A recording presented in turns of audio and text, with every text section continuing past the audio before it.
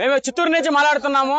చిత్తూరు నుంచి చిన్నప్పటి నుంచి ఇప్పటి వరకు మేము ఒక సినిమాలో మాత్రమే ఆయన హీరోగా మేము ఎన్నో ఏండ్లుగా చిన్నప్పటి నుంచి ఆయన్ని మేము ఒక అభిమానులుగా చిత్తూరు నుంచి ఆంధ్ర నుంచి మేము అభిమానిస్తున్నాము. కానీ మొట్టమొదటిసారిగా ఆయన పార్టీ పెట్టి 2-3 ఏండ్లకే అట్లీస్ట్ ఒక 2-3 ఏండ్లకే 70-60 సంవత్సరాలుగా ఆ తమిళనాడులో చేసిన వాళ్ళు పాలన చేసిన వాళ్ళందరినీ వాళ్ళు పాలన బాగాలేదని చెప్పేసి వాళ్ళని ఈ మాత్రంగా 3 ఏండ్ల పార్టీ పెట్టి తొలిసారిగా మన ఆంధ్రలో మీరు చూసుకున్నట్లయితే ఎన్టీఆర్ గారు మొట్టమొదటిగా పార్టీ పెట్టి ఫస్ట్ ఆయనే సీఎం అయినారు. ఆ తర్వాత ఎంజీఆర్ సారు తమిళనాడులో ఎంజీఆర్ గారు కూడా అలానే మొట్టమొదటిగా పార్టీ పెట్టి మొదటి విజయం సాధించినారు.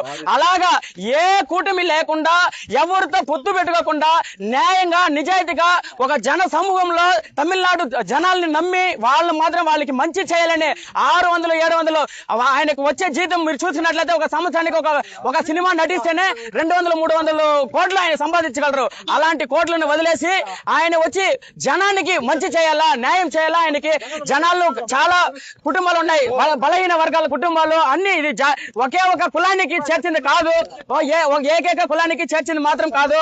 అన్ని కులానికి మతానికి విజయానికి ఇది అంకితం కాదు. అందరికీ మంచి చేయాలనే ఒక మంచి మనసుతో ఆయన రాజకీయంలో మొదటిగా అడుగుపెట్టి మొదటి 2-3 సంవత్సరాలనే ఇంత ఒక ఘన విజయం సాధించింది. మాకు చాలా ఆనందంగా ఉంది.